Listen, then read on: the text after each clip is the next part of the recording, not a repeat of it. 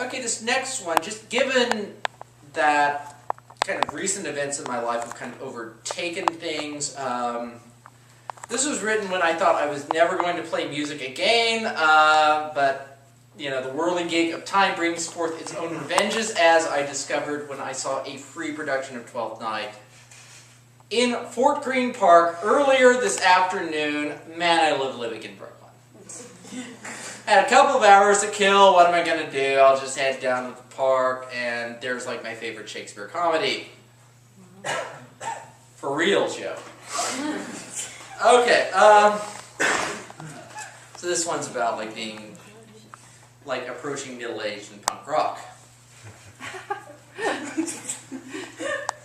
Can we zero out the clock? Guitars and drum and bass suggest the notion's dicey. Despite the rundown surfaces of bars, the beams below are new. The drinks are pricey. Isn't there a look upon the faces of trust fund kids belying accusations of simulacrum? Summoning the traces of lines erased some time ago. The notions cross bounds of class and race and generations. The kids are kids. We recognize the motions. The DNA is unique, although it twists the same old double helix. And the beat seems to drive the blood inside our wrists through bluish veins. The song will soon repeat its chorus, though we can't hear every word. And this is now. And everyone is young and jumping up and down. It seems absurd if you can't see it.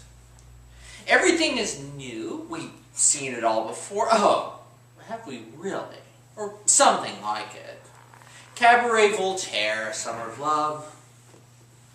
Tonight, the air is chilly, but still the dolled-up women's arms are bare. Trying to capture in a look the feel of being where they are, but not quite here. A place imagined, dropped into the real and trying to find a graft on fallow ground.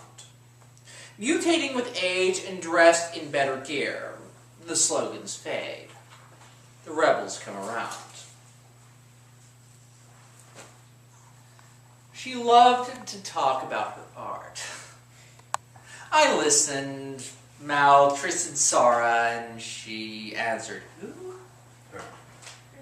The bar was hot, her unclad pale arms glistened, her eyes were painted. I said, Susie Sue. She stared at me a moment, turned away, and chatted with her band about their label, recording contract, sessions in LA, the audience. I gather we were fine. The upward path is narrow and unstable. Chaotic breaks become a chorus line. I envied her, that constant present tense, that poise of ignorance, the sheer invention of near incompetence, her easy sense of who she was, the arrogant pretension that what you do is unique. And who was I to stare her down with history, the hard fact of antecedents, and a dry account of revolutions that imploded, the way the scions of the avant-garde wake up one day, established and outmoded, or just washed up? Fuck that. Get up on stage until the money's gone, or till the spark burns to an ember at an older age. The backlit lights are bright, the tone is dark. Rock on, young lady. What the hell's her name?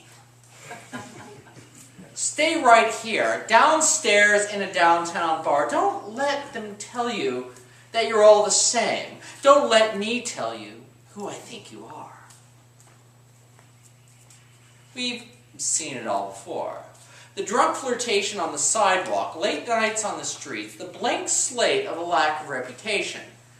The flat with dirty dishes, dirty seats, and little space for second amplifiers, and the closet packed with piles of books. A carpet of outdated concert flyers, a girl more beautiful than you believe, bewitching smile and slim exotic looks.